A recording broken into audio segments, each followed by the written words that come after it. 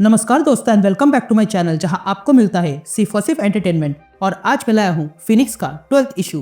तो यार वीडियो पे नहीं हो तो वीडियो को लाइक कर देना और चैनल पे नहीं हो तो सब्सक्राइब कर देना। और साथ ही मेरे चैनल पर ज्वाइन बटन स्टार्ट हो गया है तो आप वहां से ज्वाइन कर सकते हो। और उसी के साथ अब आप मुझसे व्हाट्सएप पर जुड़ सकते हो जिसका लिंक मैं आपको डिस्क्रिप्शन में दे दूंगा।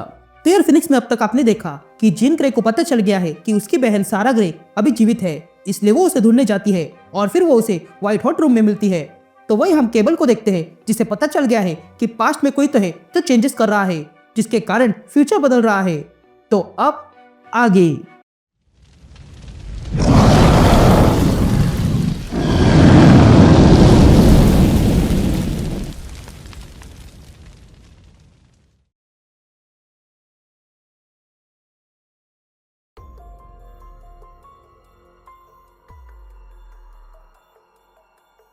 ऑल राइट गैंग, तो इशू की शुरुआत में हम एक प्लेन को देखते हैं जहां पर वो प्लेन आके क्रैश हो जाता है जिसके कारण वहां पर बड़ा धमाका हो जाता है।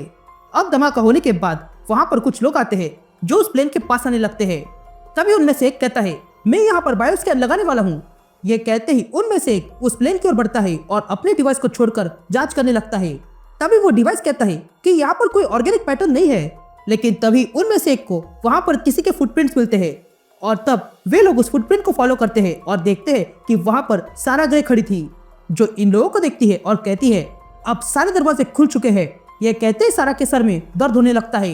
तभी हमें सारा की आवाज सुनाई देती है जो कहती है मेरा नाम सारा ग्रे है और मैं कभी खास नहीं थी। मैं इन म्यूटेंट्स की दुनिया में जन्मी थी। मेरे उम्र के जो बच्चे थे उनमें कुछ पावर्स आ गई थी। इनमें मेरी बहन भी थी। मैं तब वही थी जब मेरी बहन जिन की पावर्स आने लगी थी।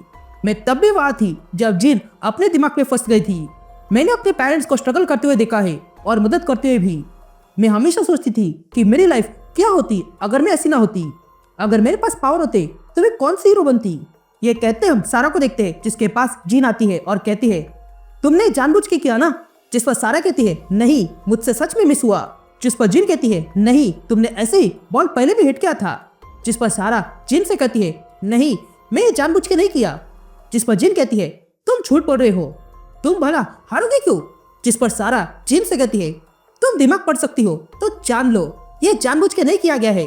मेरे सामने जो खेल रही थी उसका ये आखिरी खेल था, क्योंकि मैंने सुना था कि वो कहीं पर शिफ्ट हो रही है, इसलिए मैंने ये किया।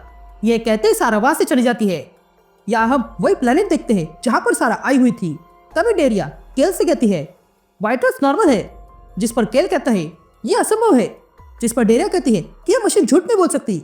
जिस पर केल कहता है कि वो क्रैश में मिली थी और तुम कह रही हो कि उसके शरीर पर एक भी घाव नहीं है। मुझे लगता है कि ये किसी न किसी तरह से लॉयलिस्ट से जुड़ी है। वो जासूस है या फिर किसी तरह का हत्यार। जिस पर डेरिया कहती है देखो बायोलॉजिकल देखे तो इसके साथ कुछ गड़बड़ नहीं है और इसके शरीर पर कुछ सर्जिकल स्कार्स भी नहीं है।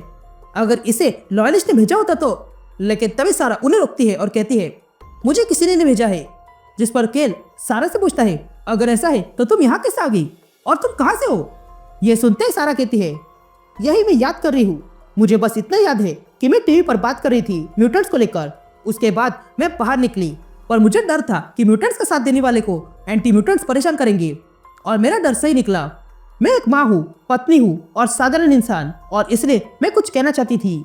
तभी हम देखते हैं कि कुछ एंटी म्यूटेंट्स यानी कि प्यूरिफायर्स ने सारा का पीछा करना चालू किया था। तभी सारा अपनी जेब से पेपर स्प्रे निकालती है और उन पर स्प्रे कर देती है। लेकिन तभी दो और प्यूरिफायर आ जाते हैं और उसे पकड़ लेते हैं। लेकिन सारा उनमें से एक पर अपना सर मारती है और वहां से भागने लगती है। लेकिन तभी एक प्यूरिफायर अपने पास से टेजर गन निकालता है और सारा पर मारता है, जिसके कारण सारा बेहोश हो गई थी। अब कुछ देर बाद हम सारा को देखते हैं जिसे कहीं पर बांध के रखा था। तभी हम एक आदमी को देखते हैं जो देखकर कहता है क्या सब तैयार है। जिस पर वे प्यूरिफायर कहते हैं हाँ सब तैयार है। तभी हमें पता चलता है कि यह आदमी असल में कैमरॉन हॉज है, जो इन एंटी म्यूटेंट्स की आवाज है, जो म्यूटेंट्स को बीमारी मानता है। तभी कैमरॉन अपने पास से एक क्रीचर निकालता है और कहता है कि सैंपल एक्टिवेट कर दो। ये क्रीचर असल में फ्लैनेक्स था, एक टेक्नो ऑर्गेनिक स्पीसीज। हॉज ने इन्हें चुना था ताकि म्यूटेंट्स को हमेशा के लिए मिटाया जा सके। तभी सारा देखती है कि फ्लैनेक्स ने उसके आसपास के सारे लोगों को मार दिया था। तभी कैमरॉन सारा के पास आता है। तभी फ्लैनेक्स सारा के माथे पर बैठ जाता है, जिसे देखकर सारा रेजिस्ट करने लगती है।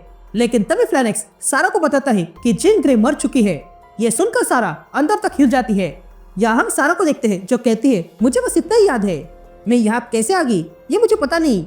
ये बातें सुनकर केल कहता है, देखा, ये बायो वेपन है और हमें इसे यहाँ लाना ही नहीं चाहिए था। ये बातें सुनते ही सारा गुस्से से केल को देखती है और अगले पल अपने पावर का यूज करके कहती है, सारे दरवाजे खुल चुके हैं।